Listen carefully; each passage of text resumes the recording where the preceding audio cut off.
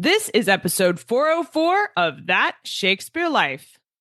Hi, I'm Vaughn Scribner, Associate Professor of History and recent author of the book Mer People, A Human History with Reaction Books. Another great method for studying the life of William Shakespeare includes listening to this. It's That Shakespeare Life with my friend, Cassidy Cash. Welcome to That Shakespeare Life with Cassidy Cash. Cassidy believes that if you desire to successfully learn or perform Shakespeare's plays, then understanding the real life and history of William Shakespeare himself is a must. That Shakespeare Life is the podcast that helps you go beyond the curtain of some of Shakespeare's most iconic works and explore the world of early modern England as Shakespeare would have lived it, learning from the writers, historians, and performers who know it best. And now, here's Cassidy. Whiles I stood wrapped in the wonder of it, came missives from the king, who all hailed me Thane of Cawdor, by which title before these weird sisters saluted me, and referred me to the coming on of time, with Hail, King that shalt be. With these words in Macbeth Act 1, Scene 5, Shakespeare captured the eerie fascination and unsettling power of one of the most iconic groups of characters in his plays, the Weird Sisters. These figures have intrigued audiences for centuries with their cryptic prophecies, uncanny presence, and shifting interpretations across time.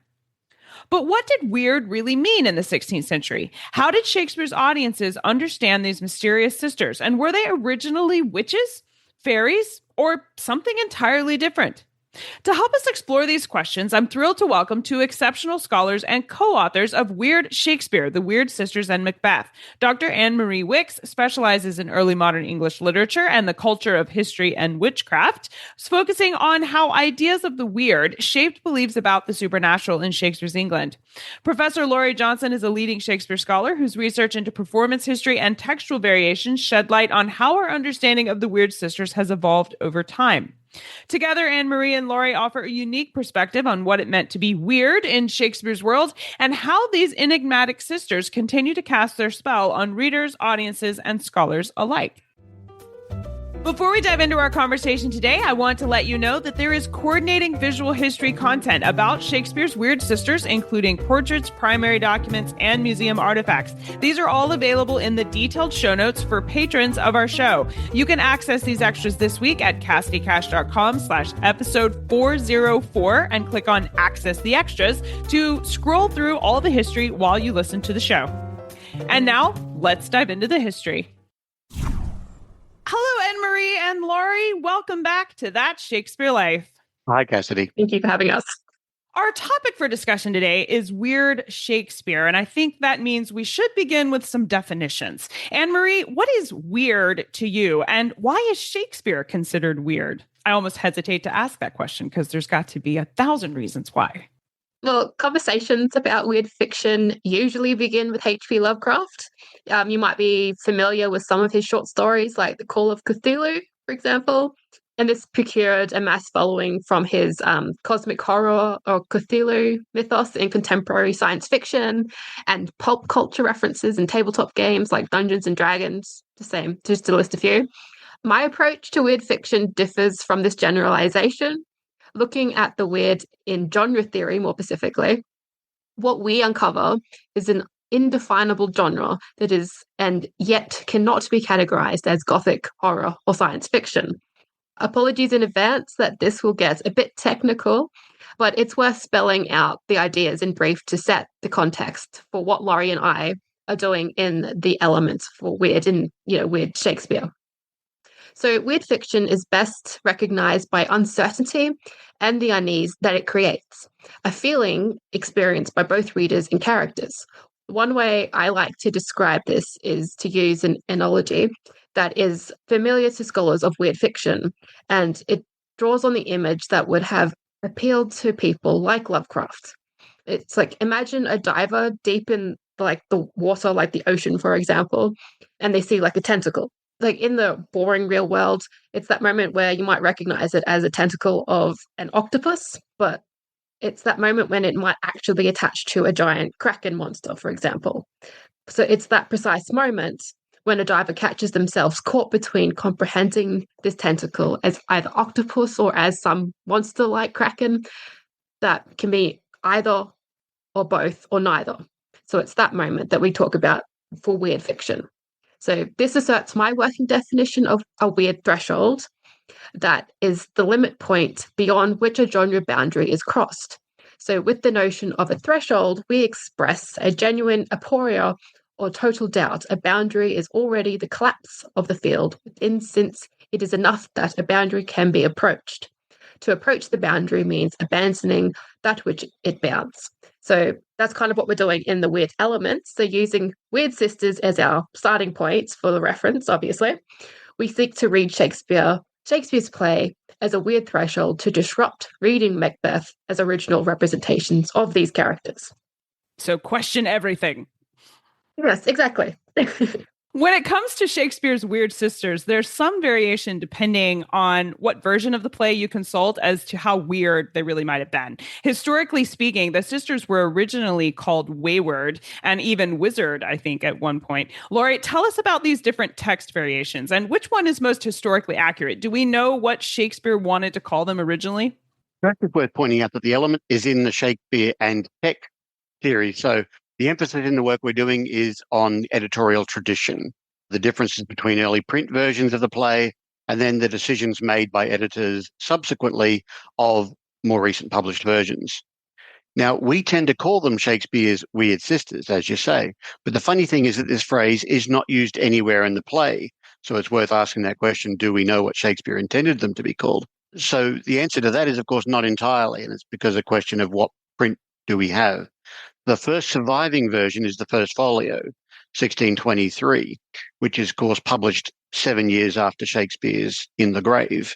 So we don't even have a version of Macbeth from during Shakespeare's own life.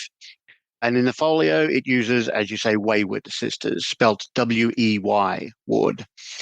And they use this to name themselves in scene 3. And then the same is used in the letter Macbeth writes to Lady Macbeth in scene 5 and in Banquo's description of his dream, Act 2, scene 1. But in the same text, there's a few more versions of weyward without the second W, also used to describe them. 3 times, once by Banquo in Act 3, scene 1, and 2 times by Macbeth. In particular, Act 3, scene 4, when he tells Lady Macbeth he will go to see them again. I'm off to see the Weyward sisters. Now, even in the version that's closest to Shakespeare's lifetime, then, there's 2 spellings used, wayward and weyward. So even that complicates the question of what he might have meant to call them if we don't even have a single version of the word in the earliest version we have. Things get even more curious in the second and third folio prints, 1624, 1663, with the fourth reference, one of the Weyards changing to Wayward, spelt the modern way, W-A-Y, W-A-R-D. But then the last 2, Macbeth's, changing to Wizard Sisters. So yes, the word wizard is used in a couple of the folios printed after the first one. Now, even in 1674, Shakespeare's now been gone for more than 5 decades. This is 5 decades after the folio, when William Davenant radically rewrites the play to attract new audiences to the theatres, turning it into a song and dance routine. For example, he retains Weyward, W-E-Y, word for 4 of the references and changes the last to wayward, and then changes one of them to just 3. Banquo refers not to the Weird Sisters or Weyward Sisters, but to the 3 sisters. Now, that leads, of course, to there being no single answer to the question of what Shakespeare meant to call them. But it's worth noting that in all of these variations, the word used in the earlier folios has 2 syllables, wayward, weyward, wizard. So all of the cases, except Lady Macbeth reading Macbeth's letter, are in lines of either blank verse or song, which means there is meant to be a metrical pattern to those lines. And so it matters that there are 2 syllables. That will fit the meter. Whereas if we choose the word weird to replace them, conventionally we're dealing with a word that would only have a single, one long accented vowel. So it would actually change the meter when you use the word weird rather than wayward, wizard, or wayward. That's the best answer I can offer. No single answer to our question is fitting to me, I think. Not only does that play into the concept of weird that Anne-Maree has laid for our foundation here, but I think it's just so fitting of Shakespeare that he wouldn't make it clear or easy.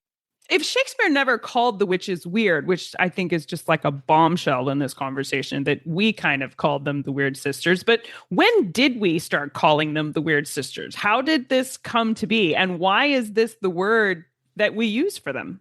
Another bit of a long answer here, because we're actually trying to trace this through actual original and editorials. So the first text to use weird was Lewis Theobald's 7033 edition of the editorial. So it's interesting to point out here that Theobald puts a diaresis, so it's like the two dots above the I. So this marks the word usually as weird, but requires that it be voiced with two vowels sounds. So it's way-eared. So it's weird. It was then that Thomas Hanmer in 1744 reprints Theobald's text, including the two dots above the I. But it was William Warburton in 1747 who replaced wayward, which editors like Samuel Johnson in 1765 continued to use thereafter. It wasn't until Edward Capel in 1768 who was the first to actually use the word weird as what modern spelling we know today. There were more editions that published following this. It's also interesting to point out that the uses of weird instead of wayward make incorrect claims that they are based on Johnson's editions, even though they're not. So then there were two editions by Harriet and Thomas Bowdler in 1807 and 1818, where these are the family editions where the use of weird that most people might have known from childhood, for example. That's what we commonly use.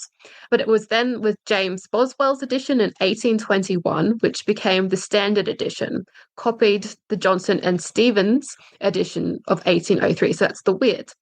So the standard became weird.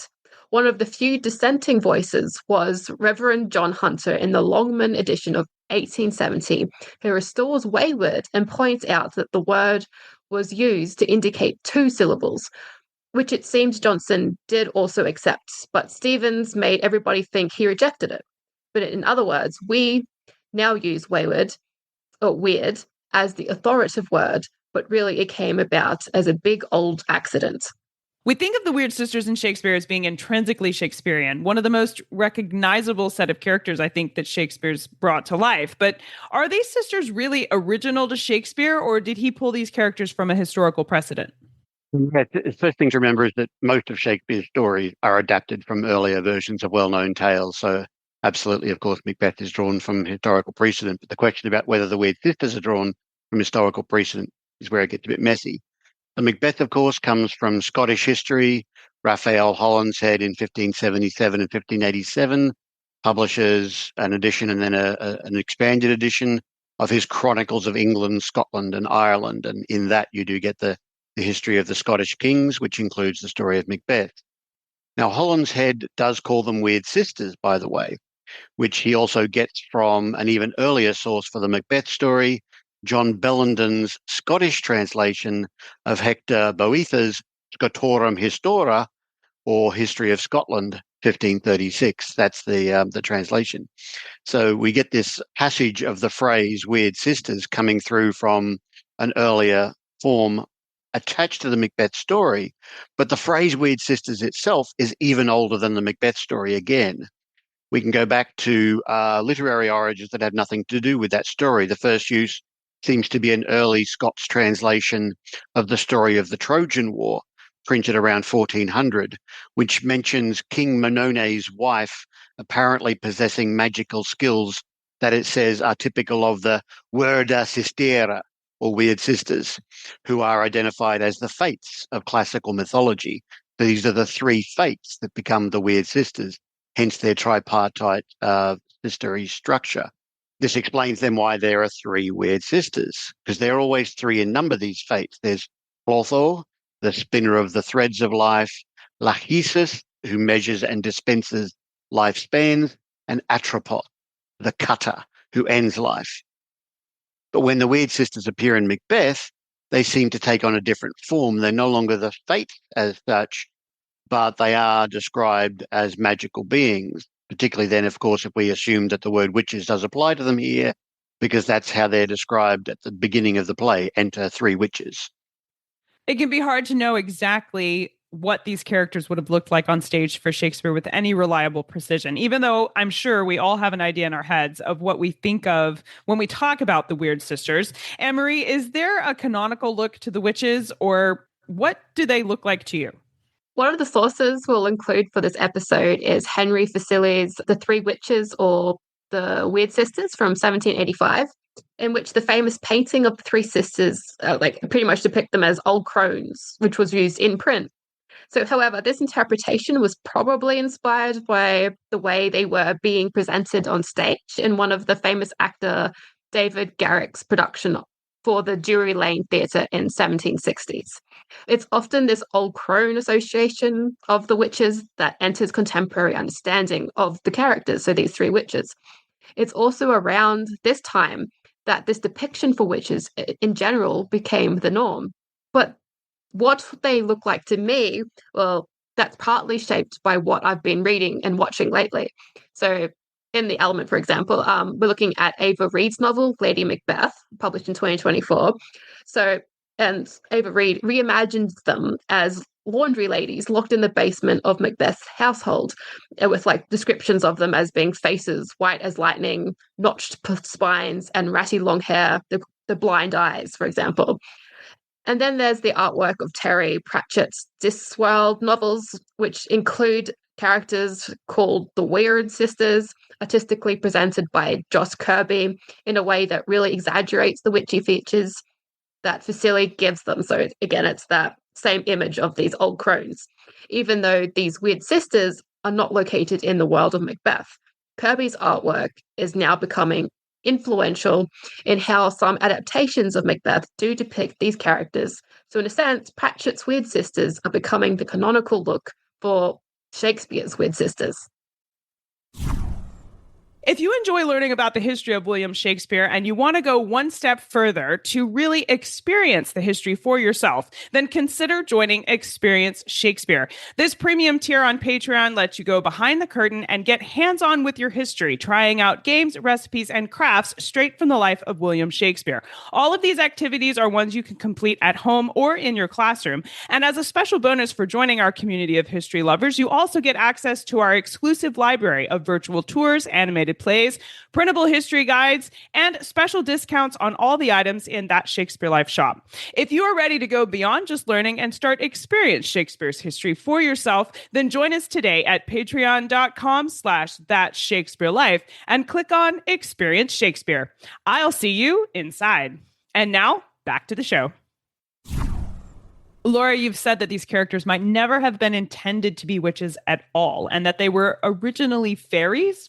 What is it about historical elements of beliefs in the 16th and 17th century that makes you think this might have been the direction Shakespeare was taking? And why did he then change his mind and add witches and Hecate and the witch songs? Or did he change his mind? If he didn't add them, who did and when?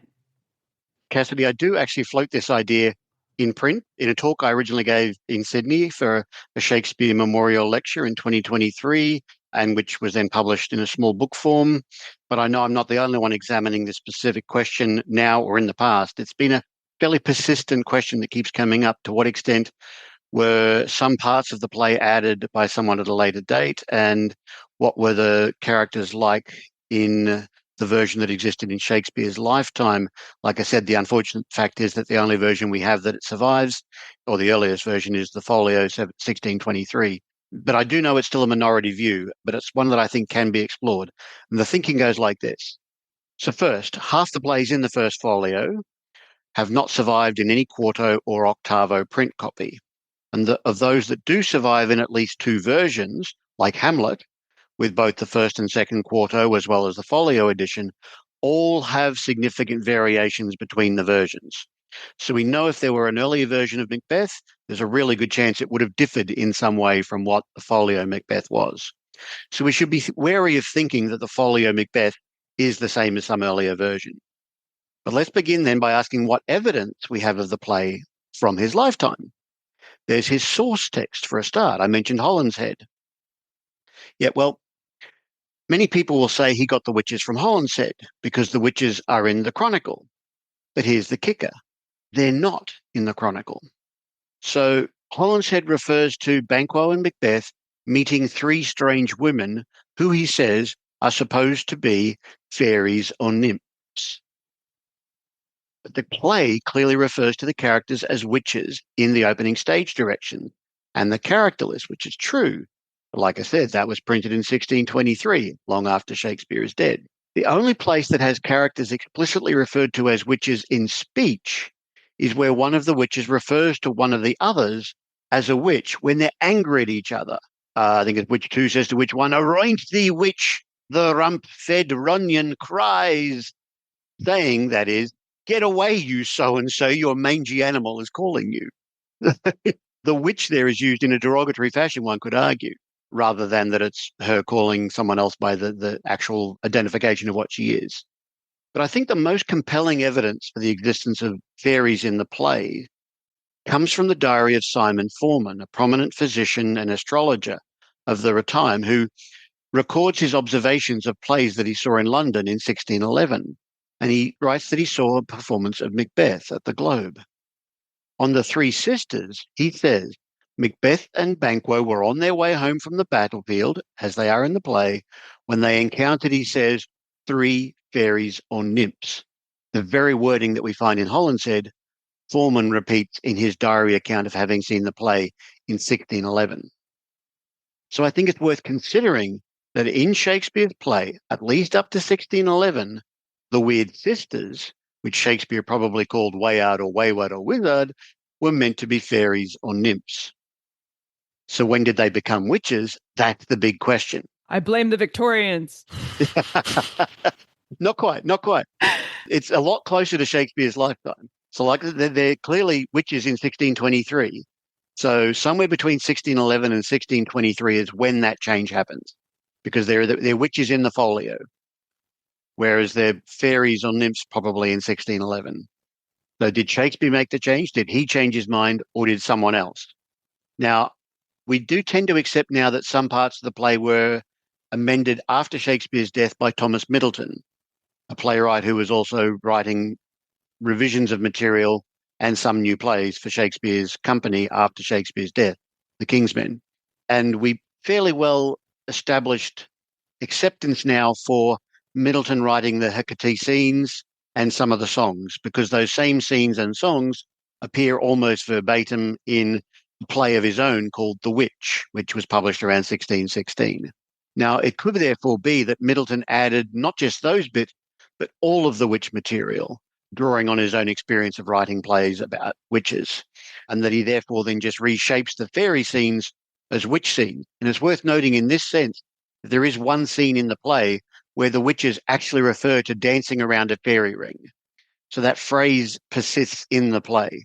And it could therefore be that Middleton is simply just keeping a fair chunk of the dialogue, even as he reframes them as witches. So I think that's a possibility worth exploring, but it's not a definitive answer. The work is ongoing, and I know it's still very much a contested space. Well, this all sounds very weird indeed. If you don't mind me saying so, you two seem like a weird combination yourselves to be writing about Macbeth. You come from different intellectual backgrounds, as well as this has meshed together. But Anne-Maree, can I ask, what brought you to this project, and what would you describe as your particular contribution to Weird Shakespeare? Well, coffee brought me to this because we were having a conversation. So the idea genuinely came up through pure conversation. I always get asked to define weird fiction, and when I talk about it, especially in certain genre areas, it's very difficult for them to accept or even understand the weird in these certain areas. So, and I remember I was venting to Laurie about it, and just from expanding on my theory ideas, specifically the weird threshold that we mentioned before, we made this awesome connection to Shakespeare. So perhaps the weird has capacity to extend beyond contemporary interpretations and genre restrictions. That's kind of where we were going with it. The weird has always been present. We thought about canonicity, and of course that led us to Shakespeare, so aka Laurie's area. So 1 + 1 = 12 in this instance. So it's this impossibility that interests us the most. The more we try to understand and explain the weird, the more we realize the unknown is unknowable. And the more we attempt to know, the further the unknowable is pushed from our perceptions. And yet, it is always there, like an ominous kraken or Cthulhu monster lurking in the background that we can't quite comprehend. So to answer that question, my contribution is 100% unknowing the knowable. So then the weird Shakespeare element is evidence of this.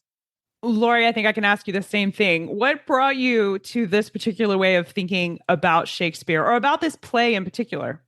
Yeah, I've long been interested in how Shakespeare uses source materials right back to my undergraduate research projects. I've been working on this stuff for over 30 years now, constantly just asking this question, what's the relationship between Shakespeare's play and its source materials? But I had a little flirtation in this respect with Macbeth in 2016 when I wrote an article about the new approaches to source studies with Brett Greatley Hirsch, one of my good friends. There was some material that I wrote for that piece, but which we agreed to cut. And instead, I worked it up for a fairly hodgepodge piece about unpredictability in the transmission of ideas and words over long periods of time, which Macbeth seemed to be a key example of. It took me right back to the ancient origins of words.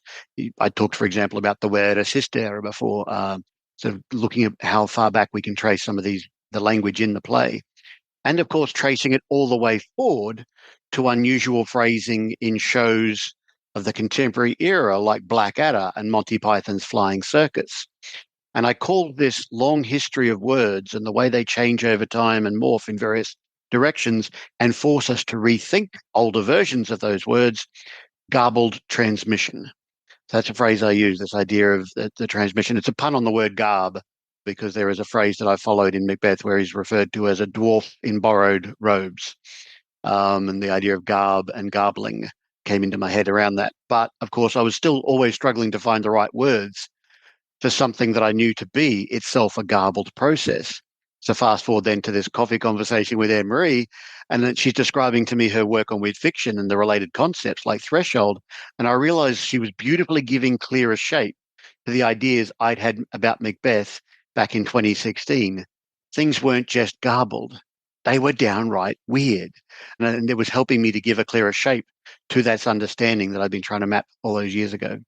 I'm just so fascinated by all the different directions that this one question over the word weird could really take you in. And I think now my wheels are just turning in my head about when did that changeover occur after the diary in 1611 records Macbeth having fairies to 1623, when we can see that Shakespeare's definitely calling them witches. I'll note, just for your own mental stimulation here, listener, that the Lancaster Pendle witch trials, they occurred in 1612, and one of the people that was accused there, she spoke about fairies when explaining her powers. So and this was printed, I believe, in 1613.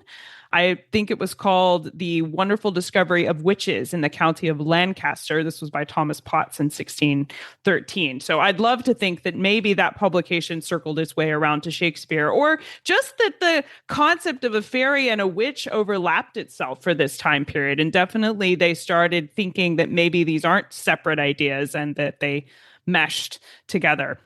Just so much to explore here for sure. Which brings me to the idea of, if we have this much to explore here, and I think we do, where should we start? There's a mountain of things to unpack and pick apart here. What can you suggest for us? You've been diving into this. Where are the best places to begin if we want to explore this history further? Thanks, Cassie. So we're going to provide a few resources, one of which is, of course, Holinshead Chronicles itself. It's worth reading the material that is the most likely source from which Shakespeare got the story, and then you can get a sense of how he's adapting it for the stage. We can certainly provide a site with pretty good excerpts from Holinshead's Chronicle as they relate to the play, so people don't have to go back and read all 1,000 so many pages of the Chronicle just to find the bits. That work's been done by a site that excerpts those pieces. We thank you so much for that. Yes. Also, there is the book on new source study that Brett and I have our article in. We're going to provide a link to that, but also I think I can make the article itself available upon request. I think we're outside the limitation on that, but at the very least, I can also absolutely provide, without any fear of breaching copyright, my article on garbled transmission. So the one that was inspired by that and built from some of the offcuts, so people can get to read about Monty Python and Blackadder and Stephen Greenblatt and many other interlinked in various different weird ways components of Macbeth through modern culture and old. And then Anne-Maree has a couple of sources to recommend as well.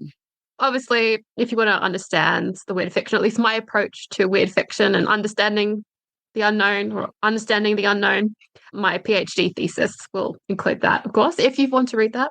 And also, this one's a bit of a wild card. If you're happy to use the very reliable source of Wikipedia, just the entry of the three witches is pretty much a good start, and of the history and more representations, just as an example. I know that there is a soapbox to be mentioned about Wikipedia. I think my personal approach is it's really not a bad starting point. They have some good things, but it's a trust but verify sphere, absolutely. But definitely we will link to that because the images alone that are on that page are worth taking a look at for sure.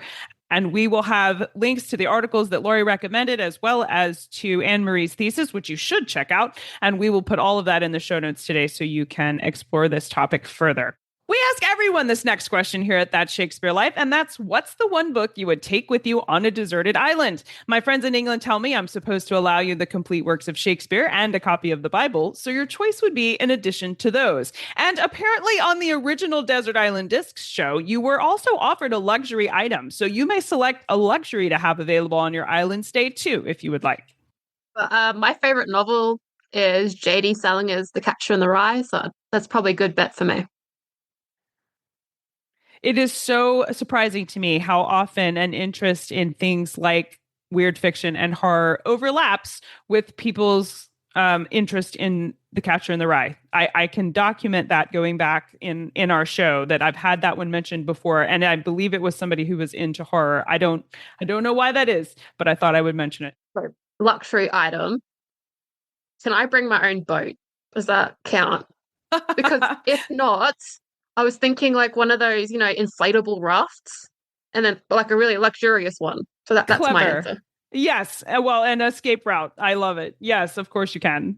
Laurie, what about you? What would you take to your deserted island? So I've offered a few fictional reads in my previous appearances. So I'll go with a book that I know I've not had time to go through in its entirety, but I'm confident I could know a lot more about theatre history if I did have the time to read it inside out, and I would have that kind of time on a desert island. This is Henslow's Diary.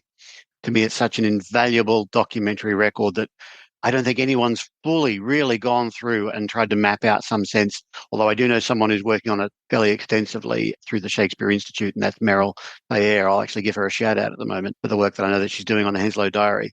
And for a comfort item, I know an endless supply is too much to hope for, but until supplies run out, a solar coffee machine is kind of essential for continued survival. I go for solar because I'm probably not going to be able to plug it in anywhere. If you're going to be digging through Henslow's Diary, coffee on hand is required. Absolutely. And I don't know why I haven't had another Shakespearean suggest that. I'm excited at that very idea of what will you find when you pick through there? Because yes, so excellent choices both between Salinger and the Henslow's Diary. Y'all will be well set up on your desert island for sure. And of course, Anne-Maree's getting you off the island whenever you like with her excellent luxury item there. Well, what's next for you both? What are you working on now that you're excited about? Well, obviously, Weird Shakespeare, so we've still got to write this element. We've done so much digging and work on it. Now we've actually got to put the thing to print. So that's over the next few months, kind of high priority. But also, I've got a collaboration going with a few scholars and archaeologists in the UK, which we're calling the kind of archaeo theatre history collaboration, to really kind of cement a kind of set of protocols for what archaeologists and theatre historians can do whenever we're engaging with the built environment where playing has taken place there in the past. And partly it involves finding lost playhouses. I've kind of trod that ground before here on That Shakespeare Life, but it's also about expanding our understanding of what material traces of those playing spaces survive to this very day.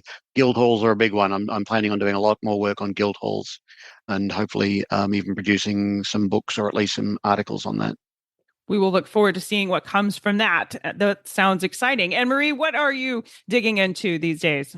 I'm still quite passionate about the weird threshold, so I think I might continue extending that elsewhere, specifically in like genre theory and perhaps women's writing within the weird fiction space.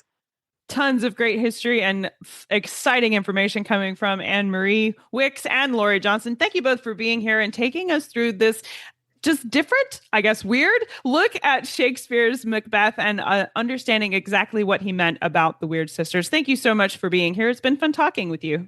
Thanks, Cassidy. Thank you so much for having us. It's great. As we draw the curtain on our journey through the strange, shadowy world of Shakespeare's Weird Sisters, we want to extend our warmest thanks to Dr. Anne-Maree Wicks and Professor Laurie Johnson for joining us today and sharing their spellbinding insights into what it meant to be weird in the 16th century. Remember, you can find all of the resources they mentioned for you today, along with portraits, primary documents, and artifacts related to Weird Sisters, all available in our episode page at CassidyCash.com/episode 404. That Shakespeare Life is researched and produced by me, Cassidy Cash. Our audio engineer is Gary Mayholm. Until next time, may your witches cackle in harmony, your cauldrons never boil over, and your prophecies remain delightfully ambiguous. Thank you for listening. I'm Cassidy Cash, and I hope you learned something new about the Bard. I'll see you next time. Bye-bye. Thank you for listening to That Shakespeare Life. As always, the best conversations happen after the episode over at CassidyCash.com. Become a part of a vibrant Shakespeare conversation by adding your voice over at the website. Until next time, remember, when you want to know William Shakespeare, you have to go behind the curtain and into That Shakespeare Life.